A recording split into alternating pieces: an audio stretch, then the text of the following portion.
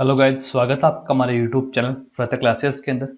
तो गाइज आज हम बात करेंगे इस सेशन के अंदर गांधी युग के बारे में।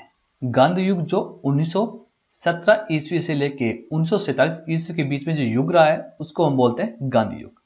हमने पार्ट 5 तक कंप्लीट डिस्कशन कर लिया इंपोर्टेंट क्वेश्चंस के माध्यम से। आज जो हम बात करेंगे वो पार्ट 6 के इंपोर्टेंट क्वेश्चंस के माध्यम से हम डिस्कस करने वाले हैं, जितने भी इंपोर्टेंट क्वेश्चन बनते हैं।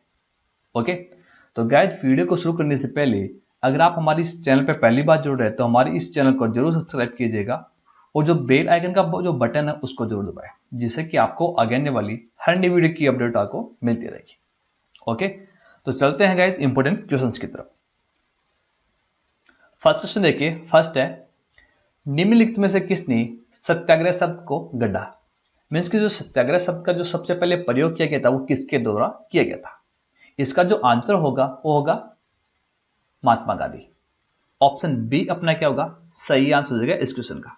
महात्मा गांधी जी के द्वारा सबसे पहले सत्याग्रह शब्द का प्रयोग किया गया था।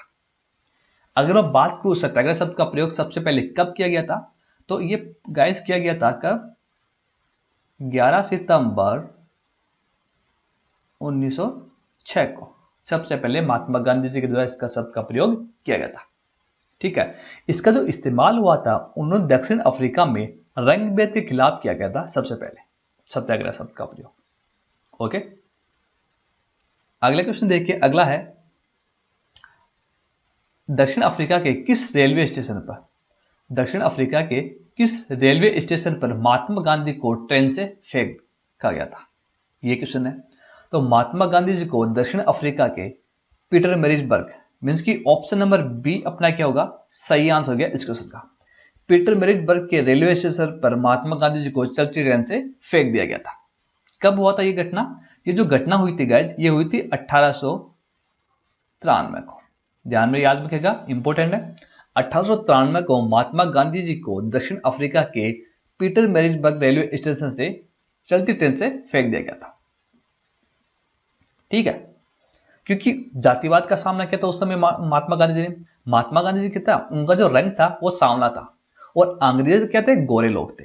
तो उन्होंने महात्मा गांधी जी को चलती ट्रेन से फेंक दिया गया था 1893 ईस्वी को। अगला क्वेश्चन देखिए, अगला है निम्नलिखित में से किसने 1946 के कैबिनेट मिशन का नेतृत्व किया था। 1946 के कैबिनेट मिशन का जो नेतृत्व किया गया था किनके द्वारा किया गया था। ऑप्शन के अकॉर्डिंग मैं बात करूंगा तो अपना जो आंसर होगा वो होगा option number C sir Patrick Lawrence. अपना सही आंसर हो जाएगा इस क्वेश्चन का।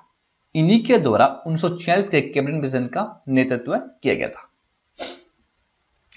1946 का जो कैबिनेट मिशन था उसके अंदर ब्रिटेन के जो प्रधानमंत्री थे उस समय एटली, उन्होंने 3 सदस्यीय उच्च स्तरीय मंडल की एक घोषणा की थी, जिसके अंदर तीन सदस्य शामिल थे।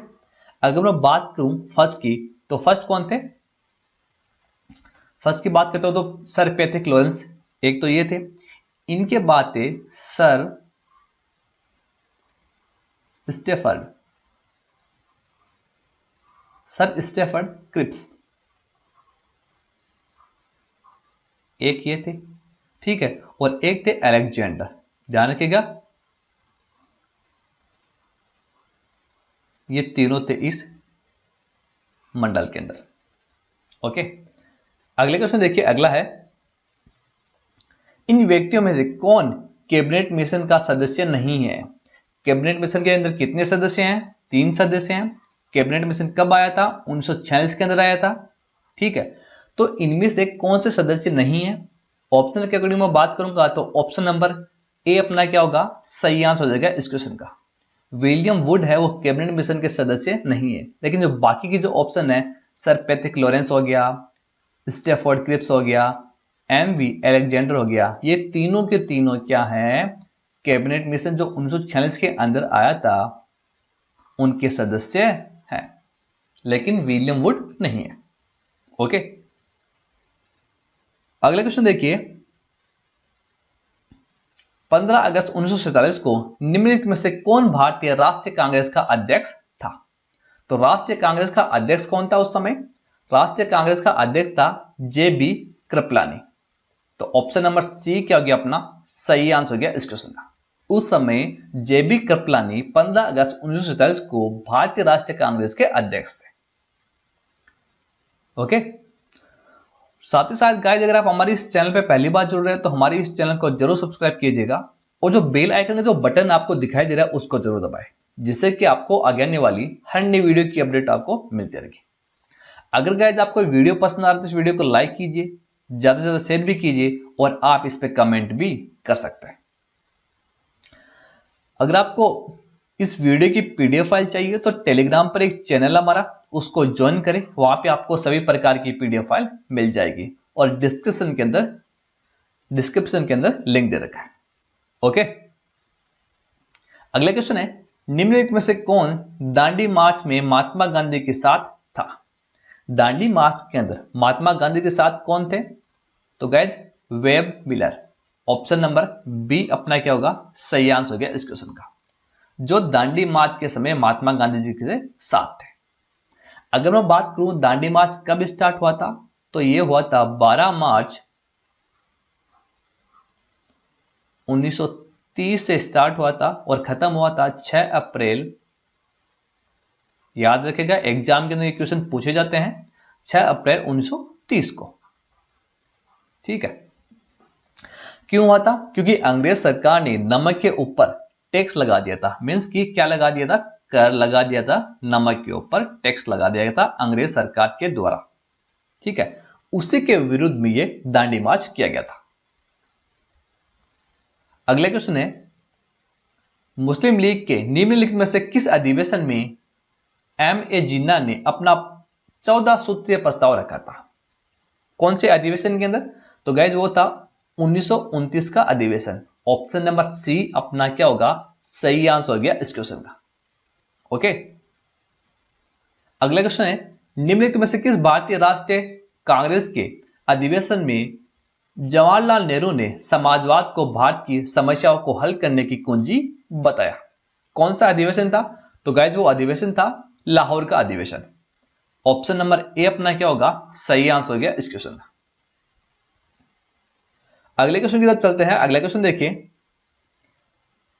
भारत विभाजन के संदर्भ में 1947 ईस्वी में नियुक्त सीमा आयोग की अध्यक्षता किसने की थी? नियुक्त सीमा आयोग की जो अध्यक्षता की गई थी 1947 ईस्वी के अंदर वो की गई थी रेडक्लिफ के द्वारा। तो ऑप्शन नंबर बी अपना क्या होगा सही आंसर हो गया इस क्वेश्चन का। अगला क्वेश्चन है 1939 में पहली बार महात्मा गांधी ने देशी राज्य में नियंत्रित जन संघर्ष चलाने की विशेष तकनीक को अपनाया। उन्होंने अपने एक निकट सहयोगी को सत्याग्रह करने की इजाजत दी। वह निकट सहयोगी था। ऑप्शन के अकॉर्डिंग मैं बात करूंगा कि वो निकट सहयोगी कौन था जिसको सत्याग्रह की इजाजत दी गई थी? तो गाइस वो थे राजकोट में वल्लभ भाई पटेल। राजकोट के अंदर सरदार वल्लभ भाई पटेल थे, उनको इजाजत दी गई थी सत्याग्रह की। तो ऑप्शन नंबर सी क्या हो गया अपना सही आंसर हो गया इस क्वेश्चन का। ओके, अगला क्वेश्चन है महात्मा गांधी ने हिंद स्वराज की रचना की थी जब वे? हिंद स्वराज की रचना सबसे पहले किसके द्वारा की गई थी? महात्मा गांधी जी के द्वारा की गई थी। कब की गई थी? तो गाइस ये की गई थी जब जहाज से इंग्लैंड से दक्षिण अफ्रीका यात्रा कर रहे थे, उस समय महात्मा गांधी जी के द्वारा हिंद स्वराज की रचना की गई थी। ठीक है, अगर डेट पूछ जाए, अगर डेट ईयर पूछा जाए कि कौन सा ईयर था, तो गाइस वो था 1909।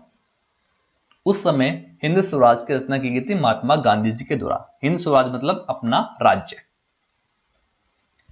अगला क्वेश्चन है भारतीय स्वतंत्रता संग्राम के दौरान साइमन कमीशन की नियुक्ति निम्न उद्देश्य के लिए हुई थी। साइमन कमीशन की जो नियुक्ति हुई थी वो किस उद्देश्य के लिए की गई थी? 1919 के सुधारों की प्रगति की समीक्षा के लिए। तो ऑप्शन नंबर ए अपना क्या होगा सही आंसर हो गया इस क्वेश्चन का। अगला क्वेश्चन है 1927 की बटलर कमेटी का उद्देश्य था। 1927 की जो बटलर कमेटी का जो उद्देश्य था गाइस वो था भारतीय सरकार तथा देशी राज्यों के बीच संबंधों को सुधारना। तो ऑप्शन नंबर डी अपना सही आंसर हो गया इस क्वेश्चन का। यही बटलर कमेटी का उद्देश्य था मुख्य। अगला क्वेश्चन है, भारतीय राष्ट्रीय कांग्रेस का वर्ष 1929 में लाहौर अधिवेशन, जिसमें अंग्रेजों से पूर्ण स्वतंत्रता पाने का संकल्प अंगीकृत किया गया था, इसकी अध्यक्षता में हुआ था। ये जो हुआ था वो किसकी अध्यक्षता में हुआ था, ये पूछा गया। तो गाइस ये हुआ था पंडित जवाहरलाल नेहरू की अध्यक्षता के अंदर। तो ऑप्शन नंबर सी अपना क्या होगा, सही आंसर हो गया इस क्वेश्चन का। अगर मैं बात करूं भारतीय राष्ट्रीय कांग्रेस के जो प्रथम अध्यक्ष थे वो कौन थे, ये भी क्वेश्चन बहुत बार एग्जाम में पूछा जा चुका है। तो प्रथम अध्यक्ष में बात करूंगा तो वो थे योमेश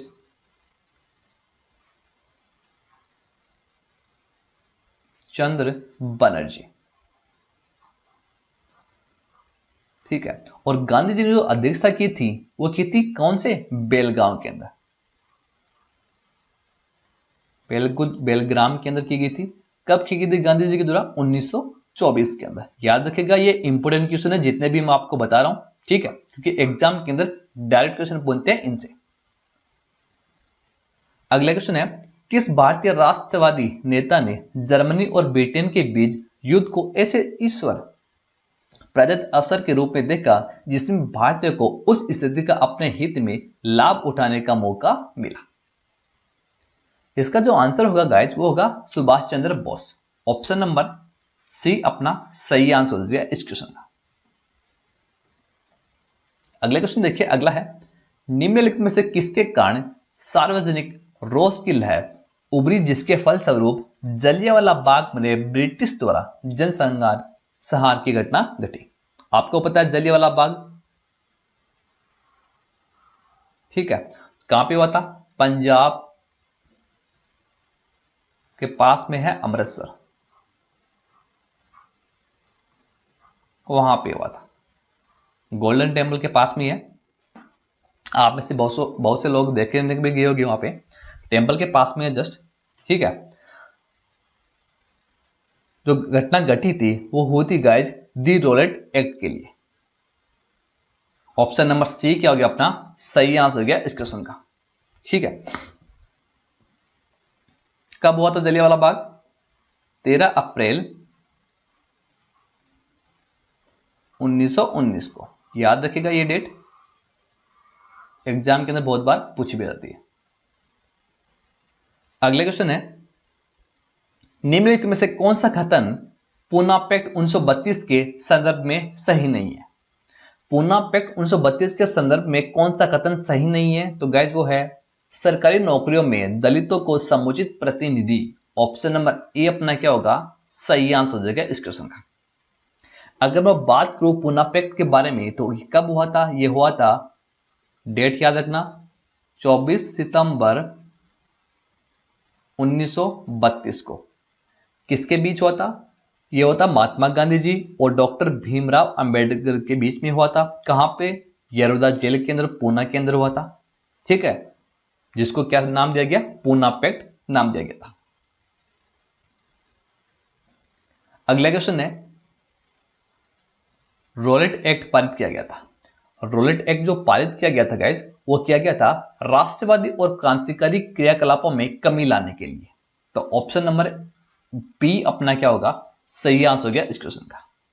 अगर मैं बात करूं रोलेट एक्ट के बारे में, जिसको क्या कहा गया था, काला कानून भी कहा गया था, क्योंकि गाइस अंग्रेजी सरकार ने भारत में उभर रहे राष्ट्रीय आंदोलन को खत्म करने के लिए बनाया गया था रोलेट एक्ट, ठीक है। अगर मैं बात करूं कि जो रोलेट एक्ट बनाया गया था इसको पारित कब किया गया था, इसकी पारित की मैं डेट की बात करूंगा तो यह किया गया था 26 जनवरी 1919 को यह पारित किया गया था, ठीक है। इससे किसी भी भारतीय पर अदालत में बिना मुकदमा चलाए उसमें जेल में बंद कर सकती थी इस एक्ट के जरिए, किसके, रोलेट एक्ट के जरिए, ठीक है। यह था जिसको काला कानून भी कहा गया था। अगला क्वेश्चन है कि सरदार वल्लभ भाई पटेल के नेतृत्व में शुरू हुए बारदोली सत्याग्रह की मुख्य मांग निम्नलिखित में से कौन सी थी। जो बारदोली सत्याग्रह हुआ था उसकी जो मुख्य मांग थी इनमें से कौन सी थी, तो गाइज वो थी नई बढ़ी हुई लगान दर की वापसी। ऑप्शन नंबर सी अपना क्या होगा सही आंसर हो गया इस क्वेश्चन का। जो टैक्स बढ़ाया गया था, जो लगान दर, जो टैक्स बढ़ा था, ठीक है, उसकी वापसी के लिए। तो ऑप्शन नंबर सी क्या हो गया अपना सही आंसर हो गया इस क्वेश्चन का। यह कब हुआ था? 1928 के अंदर। 1928 में हुआ था एक जो किसान आंदोलन था इसको, ठीक है, कौन सा प्रकार का था? किसान आंदोलन था। और इसका जो नेतृत्व किया गया था सरदार वल्लभ भाई पटेल के द्वारा किया गया था। अगला क्वेश्चन है कि निम्नलिखित में से कौन क्रिप्स मिशन के साथ कांग्रेस के आधिकारिक वार्ताकार थे? कौन थे? तो गाइज वो थे पंडित जवाहरलाल नेहरू और अबुल कलाम आजाद, ये दोनों थे, ठीक है। तो ऑप्शन नंबर सी अपना क्या होगा सही आंसर हो गया इस क्वेश्चन का। ओके, बढ़ते हैं अपने अगले क्वेश्चन की तरफ। अगला क्वेश्चन देखिए, भारतीय स्वतंत्रता आंदोलन के संदर्भ में उषा मेहता की ख्याति, उषा मेहता की जो ख्याति है गाइज, वो है भारत छोड़ो आंदोलन की वेला में गुप्त कांग्रेस रेडियो चलाने हेतु। तो ऑप्शन नंबर ए अपना क्या होगा सही आंसर हो गया इस क्वेश्चन का।